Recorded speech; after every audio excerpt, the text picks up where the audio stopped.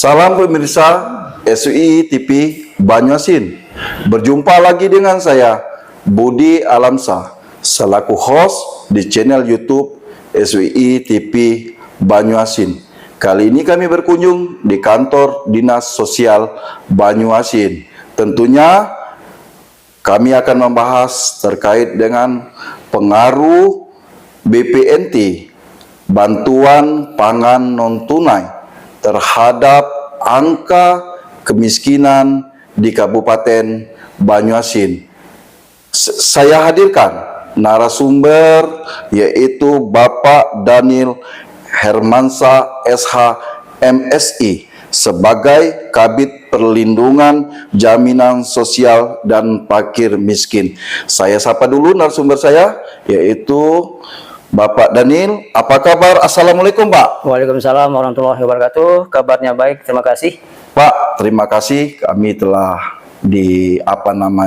disambut dengan baik datang ke kantor Bapak.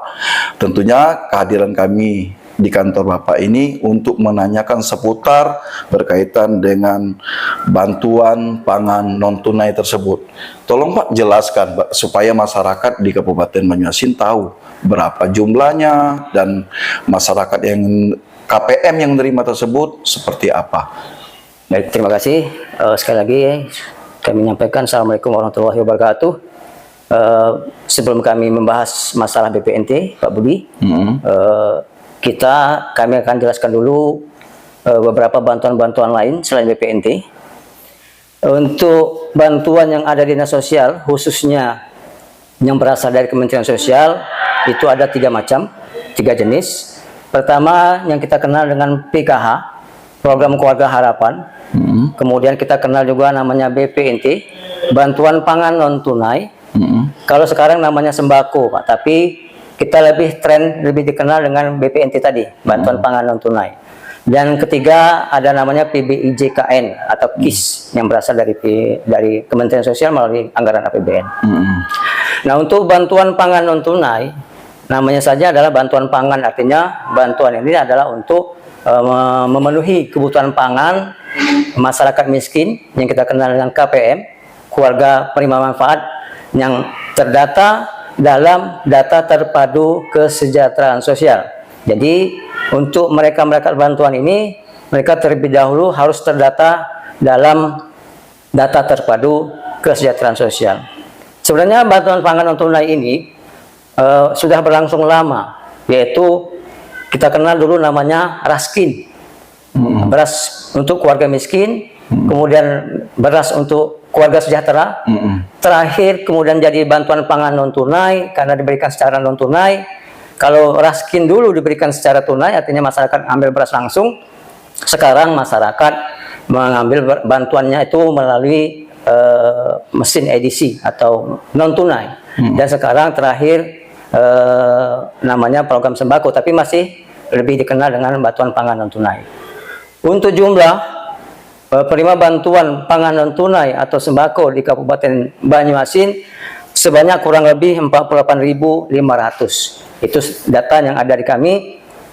Mungkin nanti realisasi di lapangan itu tidak seperti jumlah ini karena banyak masalah yang ada, seperti mungkin ada yang belum disalurkan, seperti atau mungkin ya antara buku tabungannya beda dengan NIK. Seperti itu Pak Budi. Ini kan tentunya ada sasaran Pak, sasaran BPNT ini untuk masyarakat miskin kan. Nah, apa yang diterima masyarakat itu? Apa bentuk uang melalui dikucurkan ke rekening mereka masing-masing? Apakah mereka langsung menerima pangan secara langsung ke pihak warung yang sudah ditentukan oleh Dinas Sosial? Apa yang diterima oleh masyarakat itu, yang KPM tersebut Pak? Untuk bantuan pangan non-tunai, kami jelaskan lagi sejarahnya. Awal-awal masyarakat ini menerima bantuannya hanya 110.000 Pak Budi. Uang ya? Uang. Ya? Tapi uangnya bukan uang tunai, artinya uang itu berada dalam mesin, dalam ATM, dalam kartu. Kartunya kita kenal kartu kesejahteraan sosial. Ya. Kemudian ada kenaikan di sekitar tahun 2020, itu menjadi 150.000 per KPM per bulan. Dan sekarang sudah naik menjadi 200.000 per KPM per bulan. Artinya bantuan BPNT ini ya peningkatan dan diberikan setiap bulan. Kalau memang tidak setiap bulan, nanti mungkin ada per triwulan atau 2 bulan sekali, tergantung nanti pencairan dari Kementerian Sosial. Masyarakat menerima bukan secara tunai uang, tapi uangnya itu ada di kartu yang disebut tadi KKS, kartu kesejahteraan sosial. Kalau dulu masyarakat ini mencairkan bantuannya itu harus berupa sembako. Dia harus datang ke e-warung namanya, elektronik warung gotong royong, atau yang bekerja sama dengan pihak Himbara. Untuk Banyuasin itu bekerja sama dengan pihak BRI, ya, namanya, atau kita kenal dengan agen briling. Jadi masyarakat nanti dengan membawa kartu KKS tadi datang ke e-warung yang ada kerjasama dengan Kementerian Sosial dan BRI, mencairkan bantuan pangannya melalui e-warung tersebut. Bantuan pangan yang diberikan itu pertama dia harus ada karbohidrat, Pak Budi. Karbohidrat artinya mungkin seperti beras, jagung, telur itu termasuk bantuan, tapi bukan karbohidrat. Nanti itu di bantuan protein. Protein hewani. Protein hewani seperti tadi telur, katakan benar, telur, kemudian daging ayam, kemudian ada daging sapi, dan yang ketiga ada protein nabati. Protein nabati ini harus kacang-kacangan seperti mungkin kacang hijau, kacang tanah, dan kacang-kacangan pokoknya itu untuk protein nabati. Dan yang terakhir itu harus ada mineral dan vitamin seperti sayur-sayuran dan buah-buahan. Jadi masyarakat harus mencairkan uang sebesar 200.000 yang ada di KKS tadi, dicairkan mendapat bantuan sembako. Lalu dibarter dengan sembako tadi. Ya. Jadi uang yang mereka tidak menerima uang, artinya mereka harus uang tersebut harus diterima dengan bentuk bantuan pangan tadi, Pak. Tapi itu sampai di tahun 2022, Pak Budi. Sekarang ini tahun 2023, masyarakat atau KPM tadi, keluarga penerima manfaat tadi, boleh mencairkan di tempat manapun. Artinya mungkin dia bisa di mesin edisi briling, atau bisa di ATM. Dan tidak diwajibkan untuk membeli di e-warung tadi. Bisa ambil uang secara tunai 200 dan belanjakan di warung yang terdekat. Ya, untuk yang 2023 seperti itu. Tapi wajib, Pak, ya, harus beli pangan tadi mereka kan? Ya, seharusnya wajib. Cuma sekarang kan kita sulit untuk mengontrol kalau masyarakat ambil uang 200, apakah pasti dia akan membeli pangan tadi, seperti itu. Nah, berarti pemirsa di rumah, keluarga yang menerima manfaat, sebaiknya uang tersebut jangan sampai digunakan untuk keperluan yang lain, seperti kredit motor atau beli handphone dan lain sebagainya. Karena keinginan dari pemerintah, tujuan dari pemerintah memberikan bantuan itu, yaitu salah satunya untuk mengurangi beban pengeluaran masyarakat, yang artinya mereka harus menggunakan uang itu untuk kebutuhan rumah tangga, khususnya pangan. Ini tentunya, Pak, dengan adanya bantuan ini, Pak, pengaruhnya cukup baik untuk kesejahteraan masyarakat, khususnya di Kabupaten Banyuasin.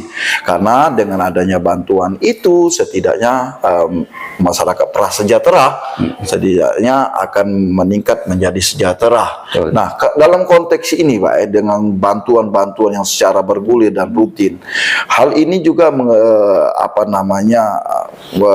sejalan dengan program pemerintah Kabupaten Banyuasin untuk menekankan angka kemiskinan. Nah, dalam kita hitungan tahun ke tahun, Pak, itu ada pengurangan nggak jumlah yang KPM ini? Karena ini dampaknya untuk masyarakat sejahtera. Sudah, artinya kalau ada pengurangan, artinya sudah ada kesejahteraan. Mereka tidak bergantung dengan bantuan itu. Apa, Pak? Coba. Ya. Memang kalau kita lihat penurunan secara signifikan tidak terlalu, Pak Budi, sekitar antara 45.000 sampai sekarang 44.000. Kadang-kadang nanti turun seperti itu. Jadi tergantung kuota yang diberikan oleh Kementerian Sosial untuk bantuan sosial di Kabupaten Banyuasin. Nah, seharusnya memang kita harus turun dengan dengan keadaan angka kemiskinan Banyuasin makin turun, seharusnya kan itu indikator kesejahteraan masyarakat Banyuasin itu membaik. Nah, seharusnya memang bantuan baik bantuan pangan, PKH dan lain sebagainya itu harus turun. Tapi kami terus terang sepertinya tidak turun secara signifikan, Pak Budi.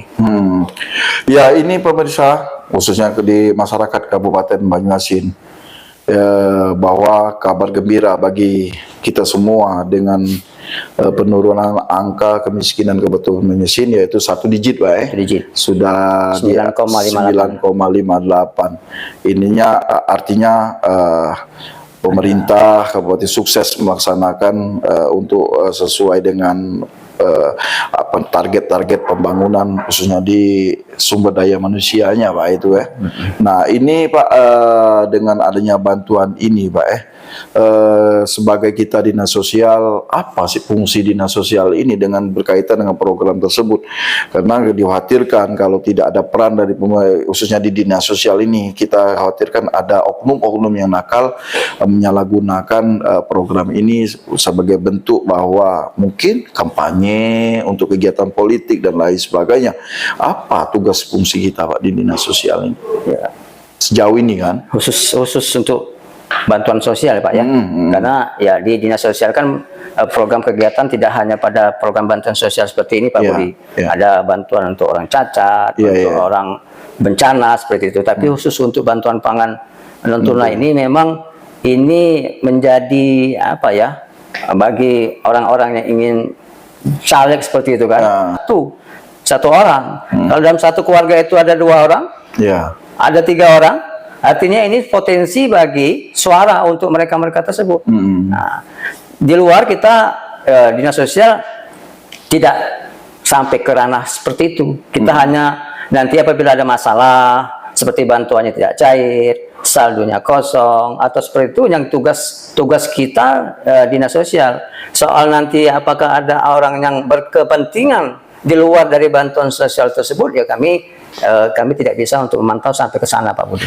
Mungkin obrolan singkat itu, Pak, kita akhiri ya, kita simpulkan bahwa pemerintah sudah berupaya semaksimal mungkin, khususnya di dinas sosial, untuk monitoring dan mengevaluasi program-program melalui Kementerian Sosial, PKH, kaitan dengan BPNT, KIS dan lain sebagainya. Sampai hari ini pemirsa di rumah jangan khawatir, karena tugas dan fungsi dinas sosial apabila ada hal-hal yang penyimpangan dan terkait dengan program tersebut, jelas bahwa akan bersikap, akan bertindak sesuai dengan koridor dan hukum yang ada. Mungkin ini saja, Pak, akhiri obrolan singkat ini. Saya ucapkan terima kasih atas fasilitasnya yang sudah berikan kepada kami dengan sebenarnya kami ini program ngopi, Pak, ngobrol pintar dan inspiratif. Obrolan yang singkat ini tentunya dapat bermanfaat bagi kita semua. Saya akhiri dengan pertemuan ini. Subscribe, like, and share, dan komen. Wassalamualaikum warahmatullahi wabarakatuh.